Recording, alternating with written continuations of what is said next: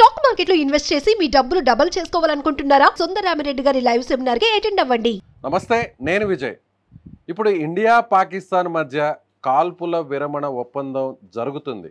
అసలు యుద్ధంలో భారతదేశందే పూర్తి స్థాయిలో పైచేయి. పాకిస్తాన్ని కనీసం మన దేశంలో భూభాగంలోకి వచ్చి పాకిస్తాన్కి సంబంధించిన మిసైల్ కానీ ఫైటర్ జెట్ కానీ ఎక్కడో కూడా మన భారతదేశం టచ్ చేయలేకపోయి. ఇలాంటి సందర్భంలో అసలు భారతదేశం ఎందుకు ఒప్పుకుంది సీజ్ ఫైర్కి? యుద్ధాన్ని మధ్యలో ఎందుకు ఆపేసింది? పెద్దన్న పాత్ర పోషించినటువంటి మీడియేటర్గా ఉన్నటువంటి అమెరికా అధ్యక్షుడు ట్రంప్ ఒత్తిడి తీసుకొచ్చినా కానీ ప్రస్తుతం ఉన్నటువంటి పరిస్థితి చూస్తే పూర్తి స్థాయిలో పాకిస్తాన్ని మనం క్యాప్చర్ చేయొచ్చు, పీఓకేని మనం క్యాప్చర్ చేయొచ్చు, పాకిస్తాన్లో ఏ ప్లేస్కైనా కూడా మనం టార్గెట్ చేయొచ్చు. 1947లో, 1965లో, 1971లో ఏం జరిగిందో మళ్ళీ 2025లో కూడా అదే జరిగిందా? ఆ రోజు చేసినటువంటి తప్పు మళ్ళీ ఇప్పుడు మనం చేస్తున్నావా అని చాలామందికి కొన్ని అనుమానాలు ఉంటాయి. అసలు చాలామందికి కూడా ఏంటి అసలు మన ఇండియన్ గవర్నమెంట్ ఇలాంటి డెసిషన్ ఎందుకు తీసుకుంది?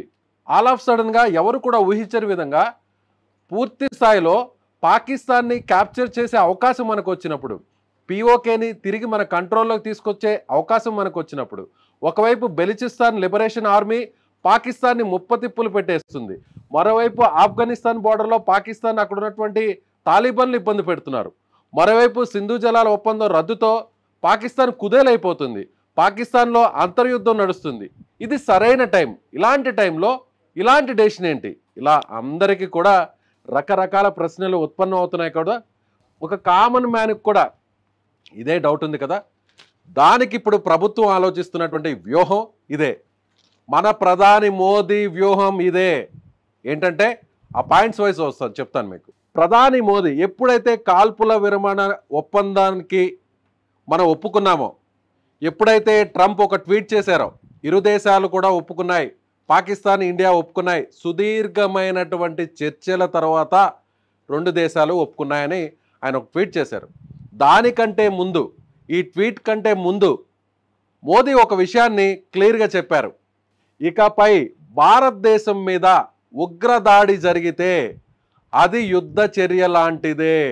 అంటే ఉగ్రవాదులు మన ఇండియాని టచ్ చేస్తే, మన ఇండియన్స్ని టచ్ చేస్తే, మన ఇండియాలో ఏదన్నా డ్యామేజ్ చేయడానికి ప్రయత్నిస్తే అది కూడా వాళ్ళు యుద్ధం చేసినట్టే.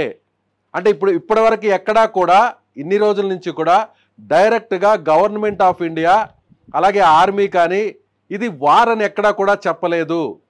కేవలం మనం ఆపరేషన్ సింధూర్ అనేటువంటి విషయాన్ని మాత్రమే చెప్తున్నారు.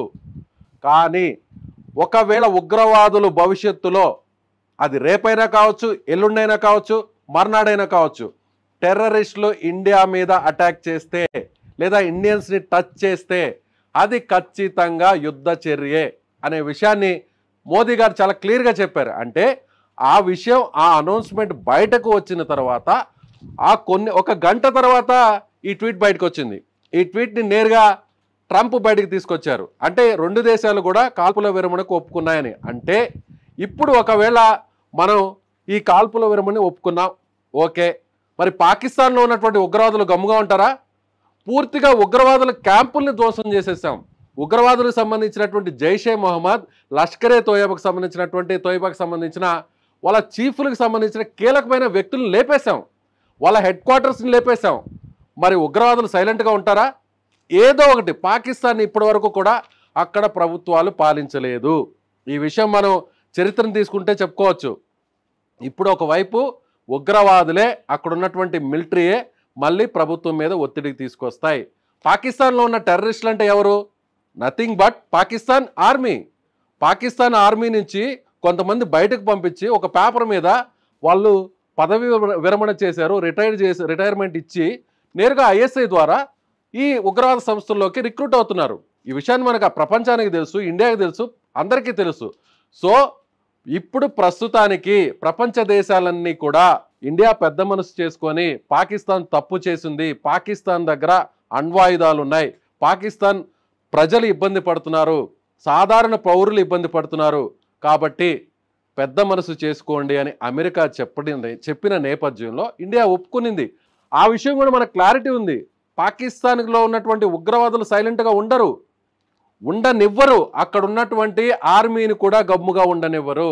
ఎందుకంటే జైషే మహమ్మద్, లష్కరే తోయిబాకి సంబంధించిన కీలక వ్యక్తులు మనం లేపేశాం. సో వాళ్ళు గమ్ముగా ఉండే అవకాశం ఉండదు. చాలా తెలివిగా బిహేవ్ చేసింది ఇక్కడ మన ఇండియన్ గవర్నమెంట్. చాలా తెలివిగా బిహేవ్ చేశారు మోదీ. అంటే అమెరికా మధ్యవర్తిగా ఉంది కాబట్టి, అమెరికా చెప్పింది కాబట్టి మేము పెద్ద మనసు చేసుకున్నాం. పై చేయి ఉన్నా కూడా, పాకిస్తాన్ని క్యాప్చర్ చేసే అవకాశం మాకు వచ్చినా కూడా, పాకిస్తాన్లో ఉన్న ఎయిర్ బేస్లు అన్నింటినీ ధ్వంసం చేశాం. పాకిస్తాన్లో ఉన్నటువంటి కరాచీ పోర్టుని ధ్వంసం చేశాం. పాకిస్తాన్ ఒక్క మిసైల్ కూడా మన భూభాగాన్ని తాకలేదు. పాకిస్తాన్లోనే సూపర్ సోనిక్ ఫైటర్ జెట్ అని చెప్పుకున్నటువంటి J-17 లేపేశాం, F-16 లేపేశాం. అదేవిధంగా పాకిస్తాన్లోనే అద్భుతమైనటువంటి వెపన్గా చెప్పేటువంటి ఫతే మిసైల్ కూడా మన భూభాగంలో కూడా రాలేకపోయింది, గాల్లోనే పేల్చేశాం. సో పాకిస్తాన్ ఇక మన ఇండియాని టచ్ చేయలేదు అనే విషయాన్ని ప్రపంచానికి కూడా చాటి చెప్పాం. ఇలాంటి సందర్భంలో మనం ఒక్కసారిగా ఎందుకు కాల్పుల విరమణకు ఒప్పుకున్నామంటే ఇదే రీజన్. ఒకవేళ రేపు ఒక చిన్న ఇన్సిడెంట్, ఏదైనా టెర్రరిస్టు ఒక చిన్న అటాక్ లాంటిది చేసిన, పెహల్గాం లాంటి అటాక్ కాదు, చిన్న అటాక్ చేసినా కూడా అప్పుడు అమెరికాని మనం నిలదీస్తాం. మీరు మీడియేషన్ చేశారు కాబట్టి, అక్కడ ప్రజల ప్రాణాలు పోతాయేమనేటువంటి ఉద్దేశంతో మీరు రిక్వెస్ట్ చేశారు కాబట్టి, మేము పాకిస్తాన్ని క్యాప్చర్ చేసే అవకాశం వచ్చినా కూడా, POKని క్యాప్చర్ చేసే అవకాశం వచ్చినా కూడా వెనక్కు తగ్గాం. మేము పెద్ద మనసు చేసుకున్నాం. కానీ ఇప్పుడు ఇదే పాకిస్తాన్లో ఉన్నటువంటి టెర్రరిస్టులు మళ్ళీ మమ్మల్ని ఇబ్బంది పెడుతున్నారు, మళ్ళీ మా ఇండియన్స్ జోలికి వస్తున్నారు, మళ్ళీ మా ఇండియాని దెబ్బతీసే ప్రయత్నం చేస్తున్నారని అమెరికా ముందు పాకిస్తాన్ని బహిరంగంగా, ప్రపంచ దేశాల ముందు బహిరంగంగా దోషిగా నిలబెడతాం. అప్పుడు ప్రపంచ దేశాలన్నీ కూడా ఏం చేస్తాయి తెలుసా? ప్రపంచ దేశాలన్నీ కూడా డైరెక్ట్గా మన వెనక నిలబడతాయి. అమెరికా లాంటి దేశం కూడా మన వెనక నిలబడుతుంది. అప్పుడు పాకిస్తాన్ని పూర్తిగా పూర్తిగా పూర్తిగా ధ్వంసం చేసే అవకాశం ప్రపంచ దేశాలకి మనమే ఇచ్చినట్టు అవుతుంది. ఇంకొక విషయం కూడా చెప్పాలి. ఇక్కడ ఇంటర్నేషనల్ మానిటరింగ్ ఫండ్ IMF దగ్గర నుంచి డబ్బులు తీసుకుంటూ, రుణం తీసుకుంటూ ఇప్పటివరకు కూడా పాకిస్తాన్ కాలం గడుపుతూ వచ్చింది. మనం ఆల్రెడీ మన దేశానికి సంబంధించిన ప్రతినిధులు IMF దగ్గరికి వెళ్ళి పాకిస్తాన్కి డబ్బులు ఇవ్వద్దు, మీరు ఇచ్చేటువంటి వేల కోట్ల రూపాయలని ఉగ్రవాదానికి ఉపయోగిస్తుంది అని చెప్పినా కూడా వినిపించుకోలేదు. అందులో కీలకమైనటువంటి భాగస్వాములు ఎవరు? ఇదే అమెరికా, ఇదే చైనా. సో ఎక్కువ శాతం వాళ్ళ ఓటింగే ఉంటుంది. మనం తప్ప మన ఓటింగ్ని బహిష్కరించాం. మనకు ఆ విషయం తెలుసు. ఎందుకంటే అమెరికా ఒప్పుకుంది, చైనా ఒప్పుకుంది, మిగిలిన దేశాలు కూడా ఒప్పుకొని పాకిస్తాన్కి డబ్బులు ఇస్తున్నాయి. ఇదే డబ్బుని మన మీద యుద్ధం చేయడానికి, వాళ్ళ దగ్గర వెపన్స్ కొనుక్కోవడానికి ఉపయోగిస్తారు.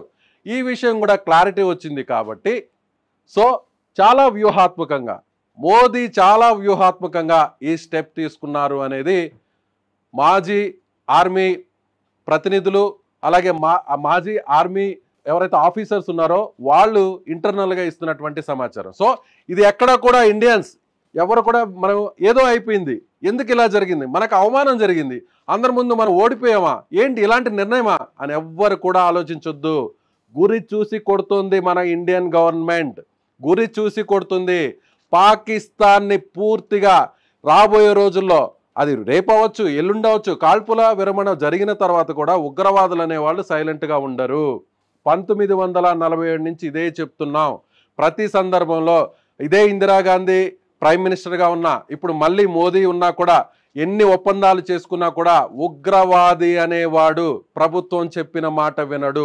పాకిస్తాన్లో నడిచేది టెర్రరిస్ట్ ప్రభుత్వం కాబట్టి ప్రపంచ దేశాలే అప్పుడు పాకిస్తాన్ని ఏకిపారేసేలాగా, పాకిస్తాన్ని పూర్తిగా స్మాష్ చేసేలాగా ఒక పెద్ద వ్యూహాన్ని పన్నారు మోదీ. సో ఎవరు కూడా అధైర్యపడద్దు, ఎవరు కూడా ఆలోచించొద్దు. చాలా వ్యూహాత్మకంగా మన ఇండియన్ గవర్నమెంట్, మన ప్రైమ్ మినిస్టర్ మోదీ ఈ నిర్ణయం తీసుకున్నారు. మీరేమనుకుంటున్నారు? మీ అభిప్రాయం ఏందో ఖచ్చితంగా కామెంట్ చేయండి. Thank you.